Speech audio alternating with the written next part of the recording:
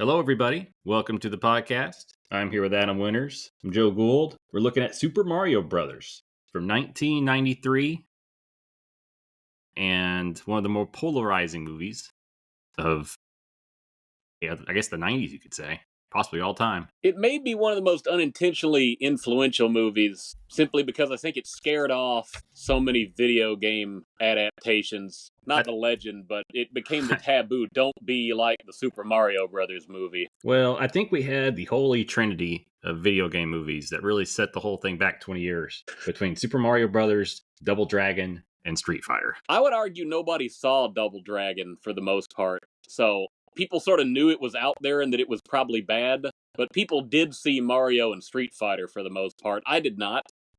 Did you see this in theaters? So as a Nintendo kid, I can't imagine a scenario that I didn't go see this opening weekend. You know, it's weird because on the one hand, I assume I would have really wanted to see this, but I just don't recall ever being that into what I saw of it, and I don't recall being disappointed that I didn't go see it in theaters. You know, like, this was the same year as Jurassic Park, and I'm sure that will come up later in this podcast. I was so on the Jurassic Park train, I don't think I had a room for Dinosaur Mario Brothers. No, I would imagine I saw it. If I didn't, I don't know why I wouldn't have, and I definitely rented it. And then I don't think I watched it again until for this podcast. The first time I saw it was on cable television, probably in the late 90s, and didn't care for it. And I've watched it way more than I ever thought I would due to the special edition DVD I have from Umbrella Entertainment. Very, very good purchase. I don't think it's very good. I'll just say that outright, and we can discuss the merits of things, but I'm just going to put that out there. Yeah, so I watched the bare bones DVD. I did order a Blu-ray with some special features on it. Not the one you're referring to, but it just, because the holiday didn't get here in time. Would your version have had the quote-unquote Morton Jankel cut? Morton Jankel. That's the directors, aren't they? That was, yeah, the two directors. Rocky Morton and Annabelle Jankel. I believe they were a couple. I don't know what Morton Jankel cut is. Is it different than the theater cut? Yeah, it's about 20 minutes. Oh. Fills in some backstory. According to IGN, they did a review just of that cut. It does not make it a better Super Mario Brothers movie, but it does make it a better movie, so to speak. What's the runtime of the Morton Jankel? It's 20 minutes. So it would have been probably close to 2 hours at that point. So, if not just a little bit over. My copy, which is restored, and I forget the history of the restoration. I didn't read much about that in the booklets. It says it's a 105-minute cut, and it's in 185:1 aspect ratio, which was a big deal for the restoration, getting it to that aspect ratio. Okay. Mine was fake widescreen. Basically, because it was only 720p, it's widescreen, but it doesn't take up the whole screen. Oh, okay. Yeah. There are a lot of deleted scenes on my copy, but it's not in the runtime. Okay. Yeah, I don't think you have the complete release. You may have some of them via the deleted scenes, but my version's 104 minutes. So okay. Anyways, there is an extended cut of unknown quality that apparently makes it a little bit better of a movie. I don't know about that.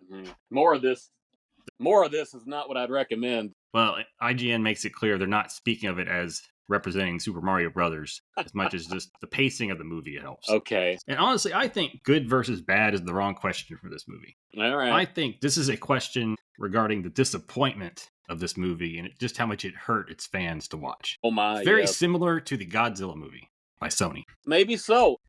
You can argue that Godzilla was not a bad movie, but if you're going to it expecting to see a Godzilla movie, it is not what you wanted to see. And I think Super Mario fans going to this movie aren't even in a position to tell you whether or not it's a good or bad movie, because it is not what you should be looking for in a Super Mario Brothers movie. Now, there's an interesting concept that I picked up on in the special features in the booklet. I think you got to blame the directors at the start, because they had the general concept. They thought this up, and this is before a studio even got involved. And they had different script writers who fleshed it out into something more cohesive, but their idea was to work backwards from the game. You hear anything about that? I read a few things. So the director's conception is you look at the video games as an adaptation of a true story, and this is the true story. And so the games, do you have that little shot at the post-credit scene of the Japanese people talking to Iggy and Scratchy? No, Scar. Iggy and Spikey. Iggy and Spike. Yeah, Yeah. I saw it. I don't know if I saw it in theaters. I think it was the first time I had seen it. I mean, I think they had the wrong idea, which I can respect. Everybody thinks you're Tim Burton. It's Oh, like, no, you're not or Ridley talented enough. Scott. And even Ridley Scott's probably not Ridley Scott anymore. Yeah, and then Nintendo, especially back in the day, they like to allow weird things like this to see what happens. So they And were I'd say okay with it. Japan was probably okay letting Nintendo of America do whatever. As was often the case in those days, the American branches were just so different in their sensibilities than the Japanese headquarters. They were fine to just get the IP out there any way they could. And I'll say it, when it comes to live action Mario, give me Captain Lou and Danny Wells any day over Bob Hoskins and John Leguizamo. Did I do that right? It's close enough. Yeah, so I did find it interesting. The people behind the Super Mario Brothers Super Show said they were not consulted about this movie, and they were kind of happy that it didn't do well since no one bothered to consult with them in the first place. I would love to have seen a Lou Albano Super Mario Super Show 90-minute adventure, just the live action stuff. Boy, yeah. Well, and that's the ironic thing. When it came to that old cartoon, the Super Show, I very much preferred those live action segments over the actual cartoons. Not that I hated the cartoon, but I thought the live action stuff was just way better. No, it was great. It was great.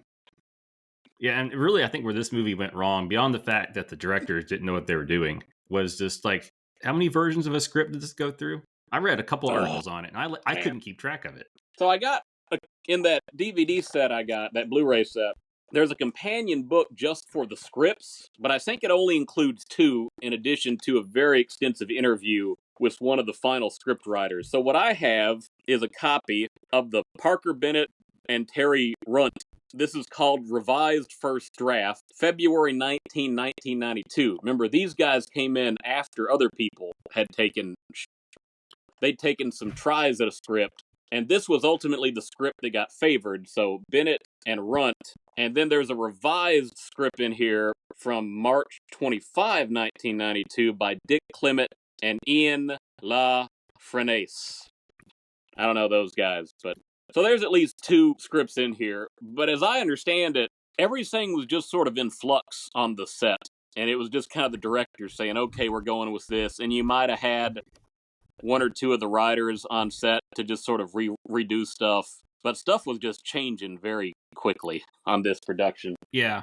So I have it. The first screenplay was by Barry Morrow, who basically he was modeling it after Rain Man. Oh, the Drain Man. That's what they called that script. Drain Man. Yeah. Yeah.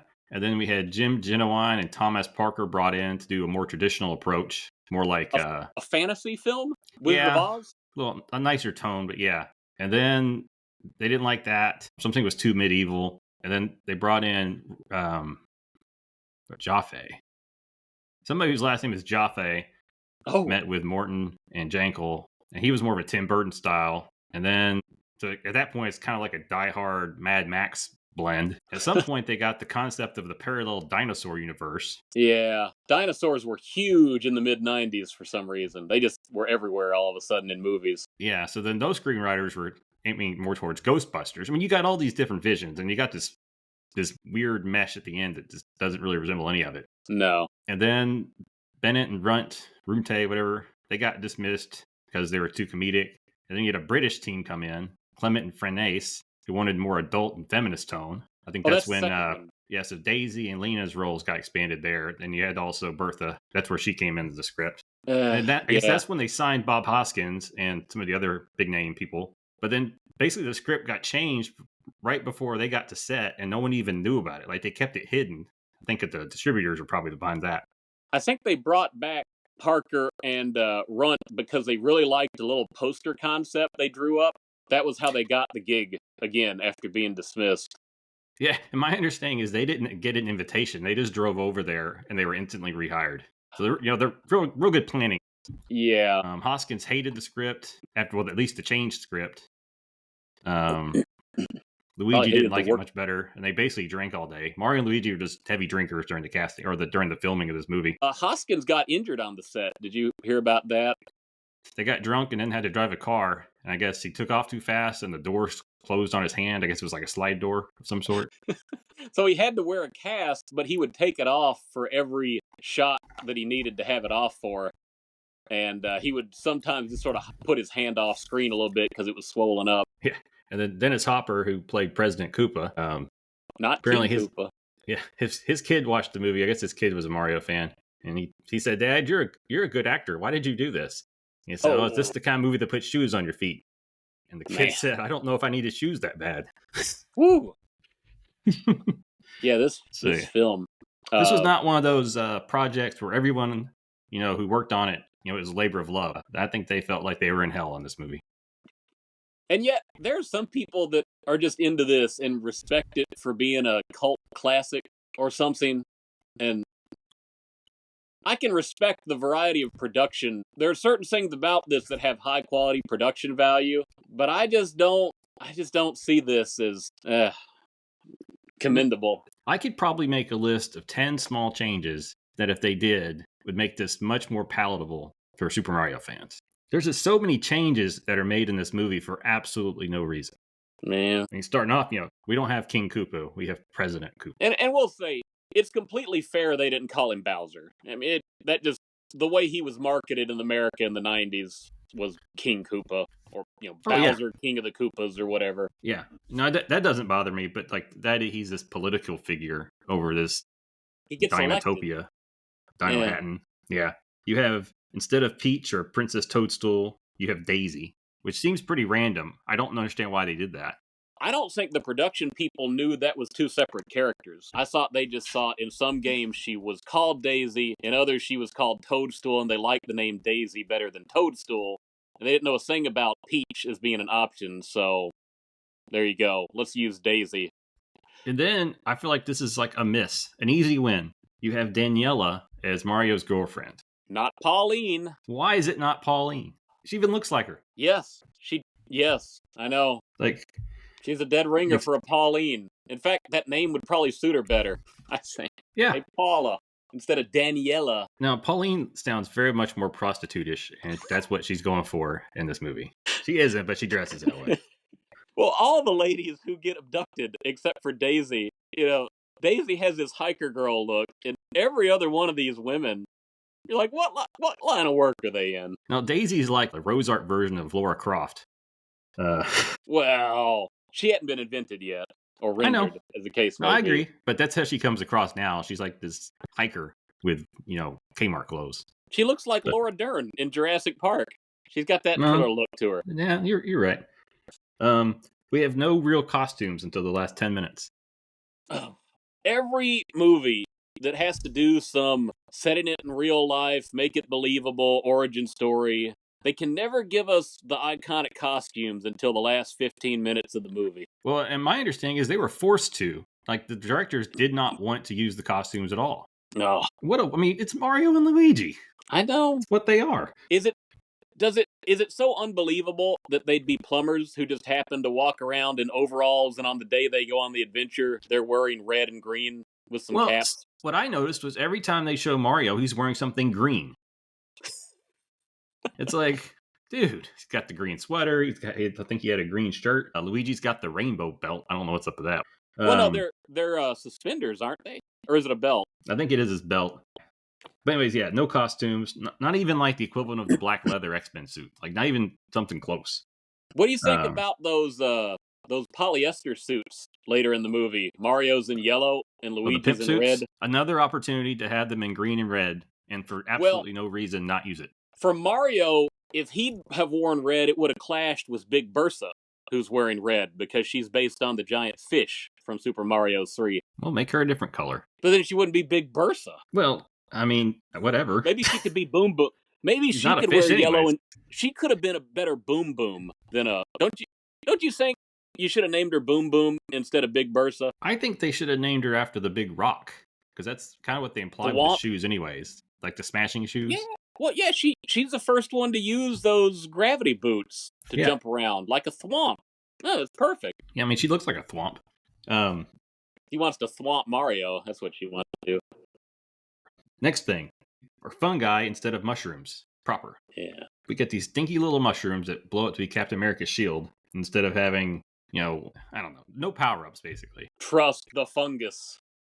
May the force be with you. And the funny thing is, the bullet bills and the bob oms look exactly like they do in the game, except wind-up toys. Bomb I don't think they put a lot of money into that thing. Nobody seems to pronounce it right either in this movie. What's your sense on how that character should be pronounced? Bomb. I thought that it might was be Bob wrong. Bob. Well, there's a bullet bill. Let me Google it. People in this movie call it bombs, like bombs. I don't think that's the way it's supposed to be, though. Bombs. I think you're right. I think it's Bob Omb. Okay. Well, a lot of subspecies of this movie. 3 different types of Goombas, in case you noticed. Humanoid, snake, and lizard heads for the Goombas. Yeah, I wasn't sure what I thought about that either. I don't know. So let's jump into that part. So you have basically 2 parallel dimensions caused by a meteorite that hit the Earth 65 million years ago, and all the dinosaurs went into what became Dinohattan. And Or then some you of have, them, at least. Yeah. Yeah. Then you have our world proper. Yeah. And basically the premise of this movie is in one dimension, you have lizard people. That don't look like lizard people. And then in the other world, you have the monkeys that evolved into the people. So you have a lizard stream of humanity. The mammalian. They throw that word around a lot. The mammals, they call them. Yeah. So reptilians like V, and the mammals like So they're ripping off V too. Yeah.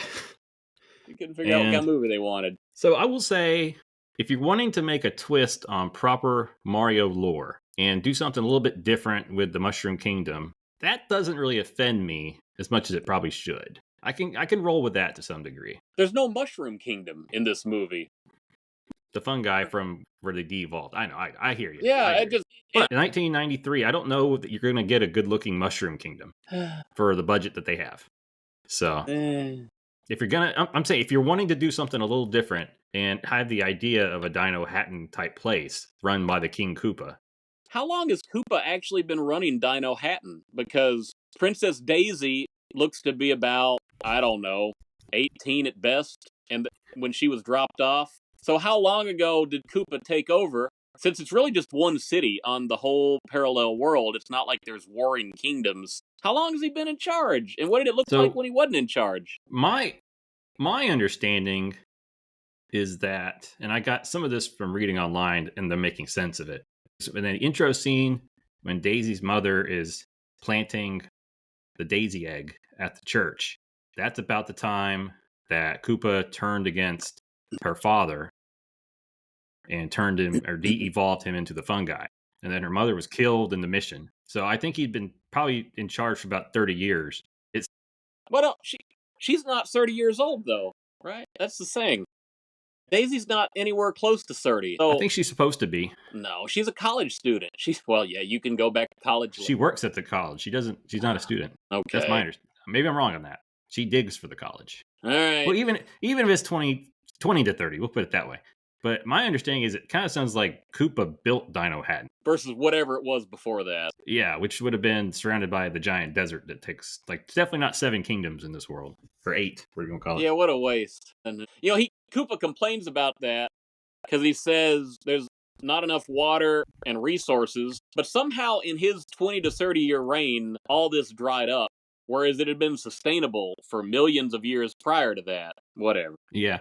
Koopa is not like the brightest guy. I mean, I can't remember if I said he was a general in the king's army who turned on him, basically. He had that look with all the medals and things. Again, why does he need an army? They're the only people on the planet. Well, he's planning on taking over the U.S. Unless they want to go to other planets to terraform them for resources, like General Zod or whatever fictional thing you want to insert there. Yeah. And then he doesn't do anything to help his long-term planning. After he de-evolves the king, he allows him to stay alive as a fungus that spreads across Dinohattan. He complains about it. So he's a germaphobe. I don't know if that factors into the plot resolution. It just lets you kind of laugh at Koopa. But if he's got such a problem with the fungus, shouldn't it occur to him that maybe I should have killed the king off instead of doing that fungus bit? Or is it too late? He knows where he's at. Yeah, He's sitting by the chair. I But don't know. yeah, I mean, they kind of dropped that plot thread about halfway through. But yeah, no one wants to touch the fungus. Makes them feel dirty. You got to give And credit to Koopa. He moved the whole society from a monarchy to a democracy, technically. Chinese democracy. Oh, man. So he lets the king live in that form. He also doesn't get rid of Yoshi, pet of the royal family. Who's still a baby. Looks like a Yeah, baby. but apparently he's not on his side. So why would you keep the little dinosaur around? It's just a reminder of what you came from. Maybe Lena really likes Yoshi. And who's Lena based off of? I couldn't find any source material that made sense in my mind. I think they got the actress. I forget her name, but they were so happy to get the actress involved. I guess they just made up a part for her, or they thought Koopa needed a female. What's the word? Not femme fatale, but a mall. Well, she's a little bit jealous. I don't think she adds anything to the movie ultimately, much like Mario's girlfriend Daniela. So I hate to sound fully anti-woman, but there are at least 2 female characters in this movie that do not advance things along at all. Yeah, and I think when they did the feminist script, I think that's when Lena's role got bigger too. But And again, then they it's like cast her, so they had her at that point. yeah, I mean, it would have been a simple fix just to square away why she's jealous. Koopa, obviously, for the most part, just wants Daisy because she has to be the one to do the key.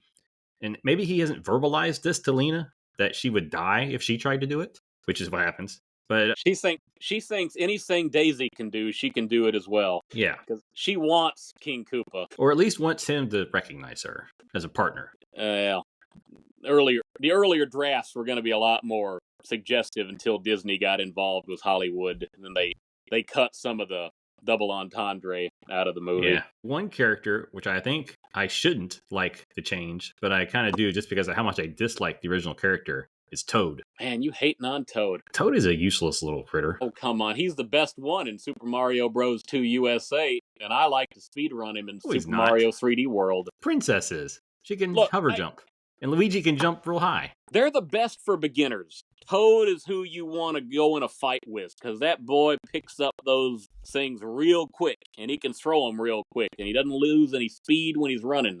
I should have qualified that, but I'll give you that. Can't jump far, though. He's not the easiest character, but if you know what you're doing, Toad will get that job done. So in this movie, he's played by a musician, and he likes to play his harmonica, and he's good at getting all the other Goombas to dance. And it's more amusing than it should be, by the way. In some earlier drafts, he was just going to die in the de-evolution chamber. They were just going to turn him into mush, and that was going to be it for the reference. I think he provides good comic relief in the second half of the movie. I think Mario and Luigi stuff kind of falls flat. Very uninspiring dialogue there. But Toad, as a visual humor, I think it lands a lot better. What do you think of the 7-foot Goombas? Characters that were known in the games for being abnormally large heads and nothing else. Now they're tiny heads on giant bodies. Well, I think unless you want to employ about 300 little people and put masks on them, I don't think you got a better option. So as being the guards, I think it makes a lot more sense making them big with the little heads. I mean, how many Warwick Davises can you hire? As many as exist. The Warwick Davis as Toad would have been nice. There you go. Oh. There we go.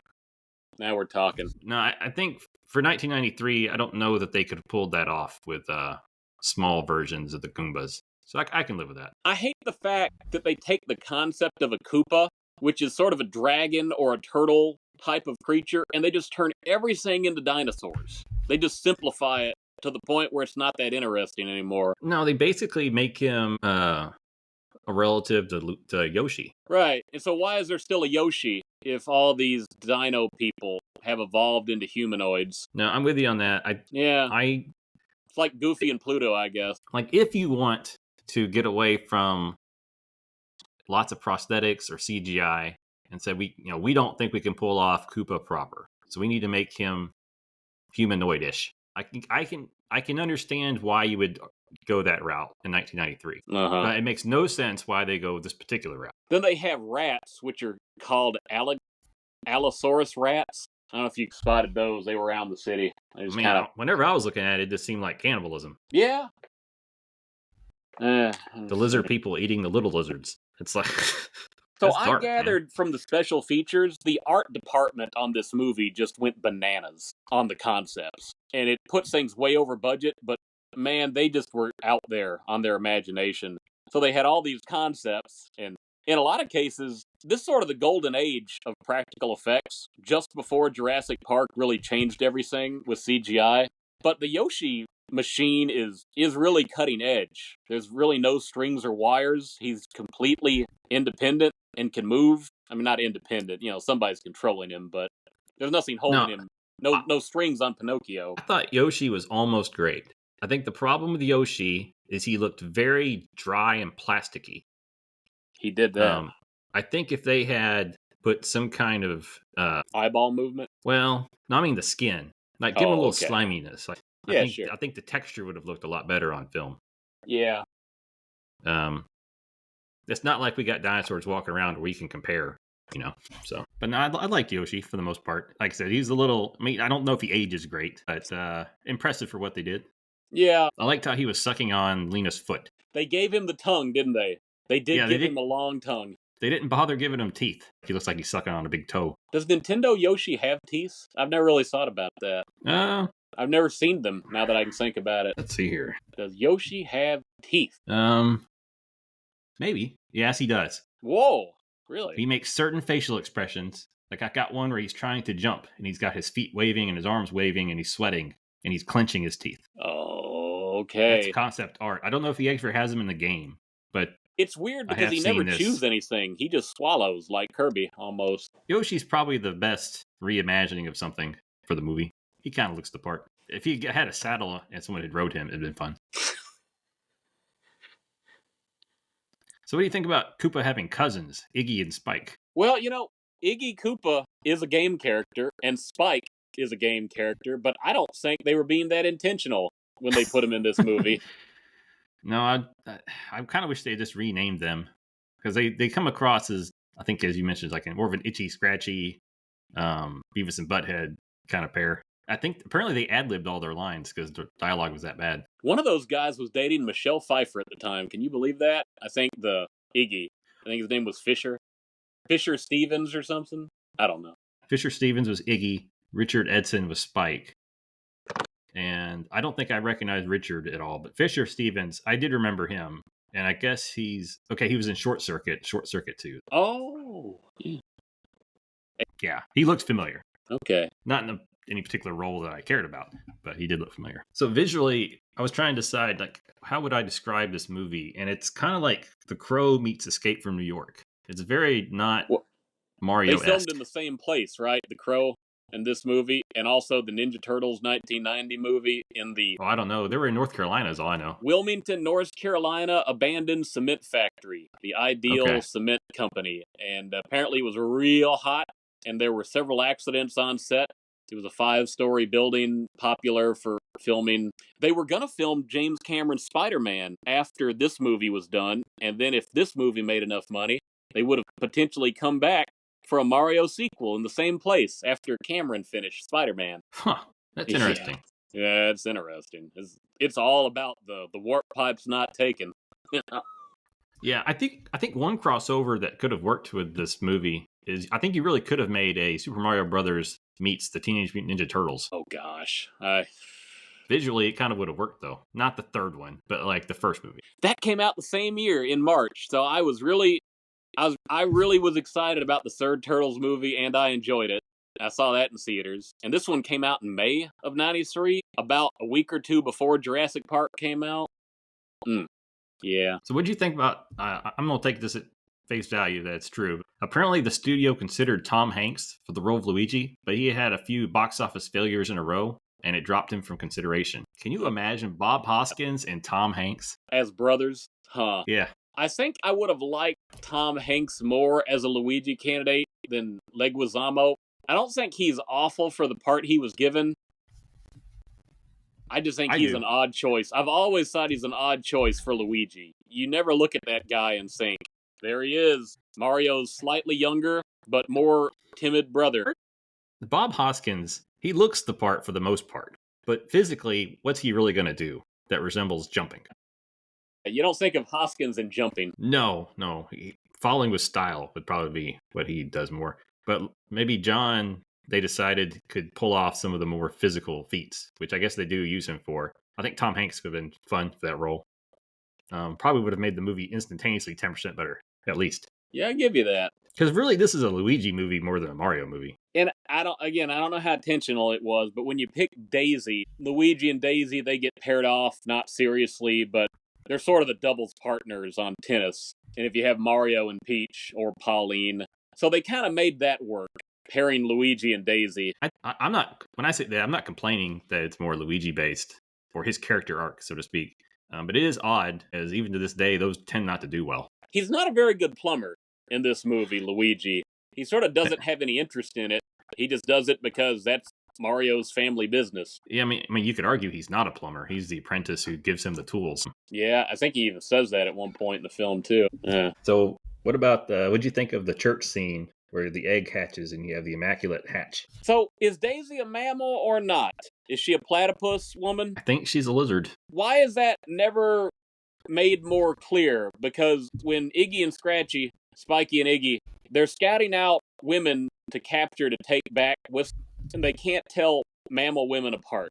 To them, they all look the same. But Daisy is not the same as Daniela and everybody else. No, it's weird. I'm not sure. I mean, can Daisy and Luigi even cross-pollinate, so to speak? I don't want to think about it. I'm glad there was no sequel. Super Mario 2, Luigi lays an egg. I guess it'd be Daisy laying the egg, but that's how you get Wario. No, that's what you put on the poster. Luigi holding an egg. With a very confused look on his face. He has a little Waluigi.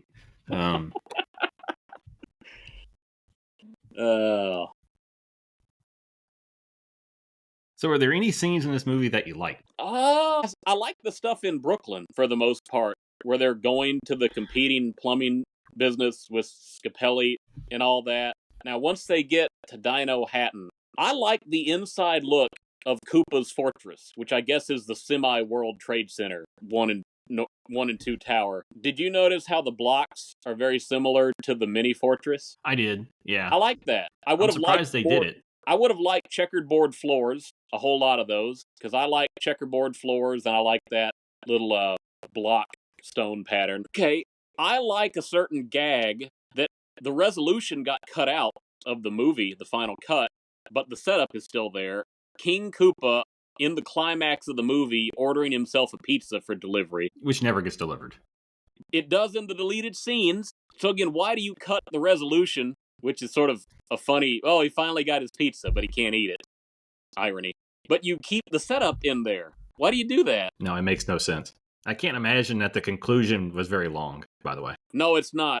When he turns into goop, the delivery driver runs over him, and he throws the pizza box out, and basically says, here's your pizza. And I guess Koopa likes pterodactyl tails, dino, lizard, hold the mammal. He doesn't like to eat the mammal.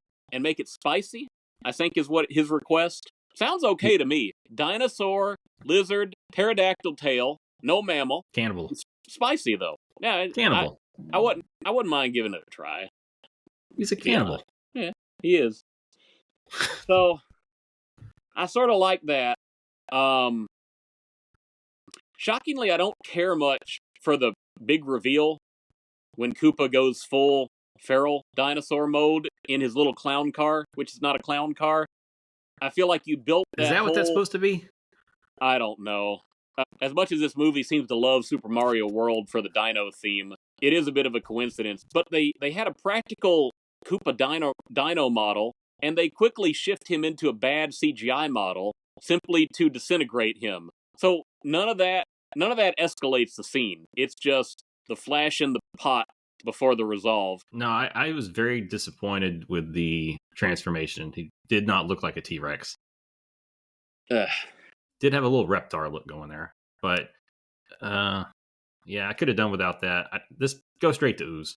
We're going to do that. Because they had the setup, because Mario and Luigi shoved him into the de-evolution chamber earlier in the movie, and it didn't have a super evident effect other than it made his eyes more reptilian. and in the extended cut, it made him a bit loopy. It seemed to But be a temporary effect. It's only supposed to pay off because he turns into the dinosaur at the end, and then he disintegrates because he got blowed up by the bomb. Yeah. They didn't stick the landing. They didn't stick to any of it. But like I said, I don't know if you want to call it a good movie or a bad movie. If you didn't have the Mario IP, it'd be easier to evaluate that. But it just feels like and it's not an 80s movie, but it feels like an 80s movie. And it's just more disappointing than anything because it just hurts your soul that this was the Mario movie you got as a 10-year-old or a 12-year-old. So when people today try to compliment this as a cult classic, they compliment it for being subversive on the narrative and for playing with expectations and for being an edgy, original take on an IP. But the thing is, you only get to do that when an IP has been oversaturated to death and you're trying to think of something different. And in the 80s and the early 90s, half the action movies looked exactly like this. Some kind of post-apocalyptic, parallel dimension, urban hellscape with a totalitarian dictator and a scrappy resistance, and they get into a bunch of chases, either in vehicles or mattresses going down a slide. And so people today, they forget just how derivative this felt in the early 90s, because they weren't around for that. That's fair. They made this movie trying to think they wanted a broader audience. Well, the Nintendo was in about 60, 70 million homes. They already had a broad audience. 89, I think. Yeah, something like that. And they just didn't need to do it. And I like serious. That's not the right word. I like subversive movies. I like my occasional double entendre, funny line. I can appreciate that. But that's not Mario. You want to make a Donkey Kong movie and do that kind of stuff? Have Jumpman? I'm all about that one. But this is Super Mario. It's for kids. That's the whole point. You can't make this serious. Nintendo has been very wise not to do stupid things with their IP. And this is a good example of why you got to be protective of your IP. From what I read, Nintendo really had no approval on this. I think they just licensed it and they didn't care. And I guess they learned their lesson after it came out. I think they got paid $2 million to give temporary control over to Jaffe or whatever. And they also retained merchandising rights. So there were some toys, yeah. So basically they made $2 million in 1993. Not unsubstantial. And this was like a trial, see what happens. See if there's money to be had with making movies. And, well, I'm surprised the budget got to be as large as it was. I mean, I can see why people would sign on. Yeah, but over budget. These production companies are not they're more independent films. It got distributed by a big one. But Hollywood Pictures, Leitmotiv, Allied Filmmakers, and Synergy Pictures were the 4 production companies. And I think Disney's involvement came late. And they had to, like I said, they had to change a few things when Disney got involved with Hollywood Pictures. Yeah, and I think that's why there was so many versions of the script too. Uh-huh. But if you're gonna make this kind of movie and make it more adult based, you kind of have to go all in. You can't make it semi-adult and then water down all the humor. Yeah, humor. Did you laugh at anything? Did you find anything particularly funny? I was trying to remember. The closest to funny to me was Toad and just some of the few interactions. I appreciate when he got the steamed vegetables for Daisy. You know what? I laughed at Yoshi sucking on the foot, but it was not an intentional thing. I don't think that's what they were going for.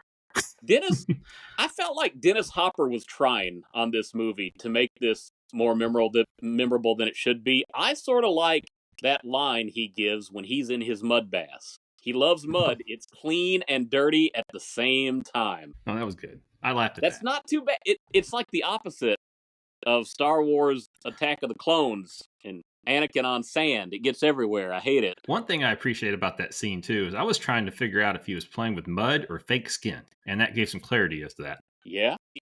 Maybe he is a fake skin, because Koopa's just a dinosaur underneath his humanoid exterior. So the cliffhanger, which seems very obvious to be referencing Back to the Future. We've got an emergency. You thought it was over. Let's go, but we're not going to tell you what the emergency is. We probably don't even have one in mind. What'd you think of that? I thought it was kind of lazy. Like a lot of things. Part of the problem is Daisy, Samantha Mathis, is just not a very convincing tough girl. Yeah, she's a protesting college student paleontologist. She's not can't find a action phone. woman. Yeah. I mean, she spent 15 minutes looking for a phone in New York City. Didn't have a quarter. No, and then didn't have a quarter. So no, it's not the right look for that role. So I don't know what the answer is. I think if I was going to do something, I would introduce the idea of Princess Toadstool at that point. Ooh, I like Maybe it. the finding of a true mushroom kingdom. Yeah, that would be better, I think. Not that it would save anything, but that would be a better way to end this movie Yeah, but than that what we wasn't the got. true ending of the movie. You have the Well, final not scene with the Nintendo people coming, executives. Yeah. executives, And, to Iggy and Scratchy. the writing And backwards, because the game is based on this movie, is the idea. Yeah. Yeah. By the Yeah. way, Ninja Turtles 1990 did that idea. They filmed it. It just didn't make it into the theatrical cut. That we're going to make a comic book based off the events of this movie. Well, So, good for again, them. this is a derivative film. Yeah. So this movie also is not available to stream. I don't know if intentional or not, but Nintendo has done well to keep this very limited releases. How many DVD releases have there been? Well, so it looks like we have Laserdisc in 93, All right. rental on VHS in 94. Did not get released on DVD until 2003 and then 2010. I remember you bought that 2003 one. I think I've got Yeah. one laying around somewhere. Yeah. And then Blu-ray came out by Second Sight Films in the UK, key part Oh. there, in 2014. Re-released in the UK as a steelbook in 2017. Oh. Blu-ray in Japan in 2017. Ooh. Same features. Australian Blu-ray by Umbrella in 2021. Same bonus features plus some deleted scenes. That's a region-free print, but still Australian. And 4K. It's a 4K Well, no, Blu-ray. not yet. That's not that one. No, really? And Wow. then apparently in 2024, Umbrella released 4K Blu-ray for its 30th anniversary. That's probably the first US release on disc since the DVD in 2010. Okay. So yeah, you have rentals, you have a 10-year wait for a DVD, a re-release 7 years later, and then 14 years after that, you have something that you could at least buy in the United States. I don't know if it was in stores. So you talked about rental. Was this available for purchase on VHS? As I read this, it makes me think that the rental stores would have eventually sold their copies, but that probably would have been it. Wow. Well, that may also explain why I never saw it except on cable. So, I don't know, but they tried to bury this thing. Okay. I mean, when you're getting UK releases and Japan releases and Australian releases, but no US releases. I would love to know if anyone at Nintendo, maybe even Nintendo of America, or like the division that would license the Nintendo characters to Philips on the CDI, did they ever think about a Mario Brothers the movie game? Maybe full motion video or something? I would imagine not. I wonder. I don't think so, Tim. Okay, if this movie had been successful, in some ways it's shocking it didn't succeed based on the name alone. Maybe if it had come out 2 years earlier, maybe Mario would have been a little bit hotter property because everybody was... Let's face it, by 1993, everybody was into fighting games. And Mario was still cool, but it wasn't quite as hot as it was around the time The Wizard came out with Mario Brothers 3. If this movie had gotten a sequel, how do you think they should have gone with it? I would have done what I just mentioned. I would have ended the movie on introducing the idea of Princess Peach or Toadstool or however you want to call her, and the Mushroom Kingdom proper. Would Daisy have shown up in the desert again? Would Daisy have been back? I think he used Daisy as the middleman, so to speak, to get Mario and Luigi to the Mushroom Kingdom. Okay, it's a new problem they got to solve. A new set, yeah. And you either do one of two things. One is you say that this was actually an imposter Koopa, and the real King Koopa is in the Mushroom Kingdom, or you just use Wart. Ooh, I like it. I like it. And I think you could go either direction with that. Does Daniela stay at home this time? Daniela just gets a new name. We find out her middle name is Pauline, and she goes by that. And I think Mario has to leave Pauline in the course of the movie because he's going to stay in the Mushroom Kingdom with Luigi. Yes. And that establishes the princess relationship. So do we have giant monkeys at all in Brooklyn? I don't know. That was a really cute monkey that they made, though. The chimp. Yeah. Yeah, that was a cute chimp. He got screen credit. He had a name. I think his name was Corey. Do you bring Yoshi back, even though it's going to be a different planet? I think they take Yoshi with him. Okay. Well, I think it's in the same universe. I think it's just somewhere in that desert land they discover it. Like a hidden city in the desert section. Yeah, maybe there's a dome that's like hologram or something that's making people think it's not there. Yeah. So you mentioned if this was made into a video game, I think that the problem with that is the only system I can imagine this game being released on would have been the Sega CD. Yeah, I mean, you had the 3DO and the CDI. Could have done them. But Nintendo wouldn't have done that, though. That's the problem. Well, actually, they might have done it to sabotage the system. But yeah. Oh, well. There you go. Huh. So, what are we going to rank this out of? Immaculate Eggs? Or Bob-ombs? Bob-ombs proper? It is a bomb. We'll rate it by Bob-ombs. Okay. I'm going to give it 1.5 Bob-ombs. Man, you're going to make me sound generous. I'm giving it 2 Bob-ombs, and I do a full 2 because there is a lot of interesting production value, and there are some good casting and performances in this that don't make me hate it every aspect, but oh man, I can't go any bit higher than 2 Bob-ombs. I'm surprised you're going 2. I'm giving it 1 just for the idea of what they were trying to do, and I'm going to give it half of 1 for Yoshi sucking on the foot. I was amused by that. I'd like to give it credit for Toad, but really, the only reason I'm amused by Toad is because I'm not amused by anything else. All right. It should not have been a highlight. But when everything else is that bad, you know, I get, if you wanted to push me to 1.75 Bob-ombs due to the mud scene, where he dropped that line, I could be convinced. That was a good line. Brother. I laughed. Probably the only true laugh of the movie. So let me say one thing that was amusing from the special features. The one of the 2 surviving writers, the Parker Bennett, he said that at some point in the movie they had written a very long speech for Koopa, and Dennis Hopper had committed to memorizing it. And on the day they were supposed to shoot it, they gave a revised, abbreviated version of this to Hopper, and he just flew off the handle at him, talking about how unprofessional it is to make actors work to commit all this to memory and then just dropping a change on them, and that's not the way you're supposed to do it. And the scriptwriter was not telling this to throw Hopper under the bus. He said that was actually a great moment of his career, being able to get chewed out by Dennis Hopper. And he said that Hopper took both of the writers and said he told them to look up acting in the dictionary, and he had the dictionary with him. And he gave the dictionary to them, and he just belittled and talked them down. And apparently it was an honor for them to be belittled by Dennis Hopper on the set. So there you go. Hilarious. That's hilarious. I'm looking for something. I don't think I'm going to find it. Oh, okay. 2007 interview with Bob Hoskins. They asked what he was considered the worst choice of his acting career.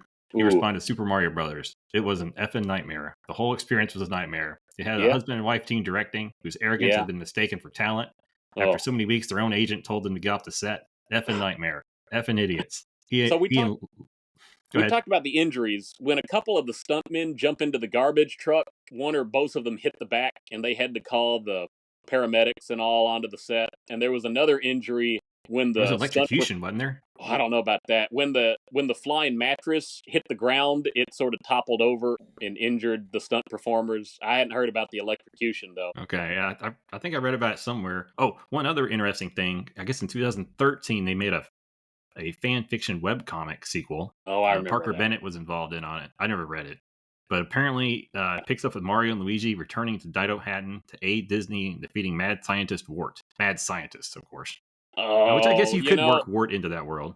I never finished the concept. I'm always glad that people love stuff enough to create that and think about it. Like, we would not have this Umbrella Special Edition set without the Super Mario Brother Archive website and social media channels. So again, I don't understand that appeal, but I'm glad people are just so into peculiar stuff to make that you can learn so much more about these things. So, oh yeah, I don't know. You know, at my heart, I mean, one reason why I have any fondness for this movie in general is just I'm a preservationist. I want everything to not be lost to history. And this is one of those candidates that would otherwise be buried. Yeah, and you kind of need it to be buried for about 20 to 25 years, just so by putting light on it, you're not doing damage to the brand. But once it gets old enough, you can kind of get away with it. Yeah. Do you think the world, in honor of the late Jimmy Carter, if you could press a button, sir, and make this movie not exist, would you press that button? Well, Jimmy Carter probably would. And I think he's one of the worst presidents in the history of mankind. So you do not recognize this movie is right to exist. Well, like I said, some things should be hard to get to, but if you want to get to it, you ought to be able to. Like, I don't think you should be broadcasting this. I don't want to see this on Netflix with 100 million people watching it. That would be. You're right. It's for the enthusiast, and for those who seek, it is there to find. Yeah, and it may only be 100 people. Yep. That's why it's $100 a piece.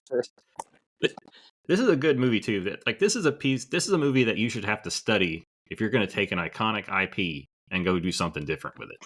That's You true. should have to watch this movie first and ask yourself, is it a good idea? I actually wonder if the pressure to not screw up like the Mario Brothers is what helped convince the Paramount people to redo the Sonic the Hedgehog 3D model, because they just didn't want another abomination on their hands. Now they have a movie franchise. You know, the problem with Sonic, with that whole thing, that scenario was like, if someone thinks that was a good idea to make that weird looking Sonic, I don't want them touching my movie, because you've already proven that your decision making is flawed. Yeah. The only exception I would make was if I had intentionally went and got a director or producer who was not familiar with Sonic at all. Yeah. To get, like, if for some reason I went that route, that's the only way that's forgivable. And say, okay, well, let's take a minute and talk about what's the important part of Sonic. What's the iconic part? Yeah, and it's not his humanistic qualities, his humanistic physique. We don't want creepy calves. Oh, man. He doesn't have muscles. There's no muscle on That's right. on Sonic. He is modeled after Felix the cat, and he needs to move in ways similar to 1930s cartoon characters. All right. Well, I think that's about all we should spend on this movie. I think I spent $4. The next movie might get even worse. I don't think so, but it might get worse. I don't know if I've watched Double Dragon all the way through. Do you have a means to watch it? I've ordered it. Okay. I got Blu-rays of Double Dragon and Street Fighter, and both Mortal Kombat's on the way, so they should be here middle of the week. Okay, we could work. All right. Well, that has been Super Mario Brothers, and not to be confused with Super Mario Brothers the movie, which was good. Wait, no. The Super Mario Brothers movie, isn't it? The Super Mario Brothers movie is the Universal film. Yeah, I think that's right. Because this one sometimes gets called Super Mario Brothers : the movie. This one sometimes goes by that name. It may have been the original way it was phrased. Well, no. Yeah. Who knows? Technically, I think it is just Super Mario Brothers. BROS. Yeah, it was on the posters. Right. All right. That's been Mario Brothers. Thanks, everybody. Bye-bye.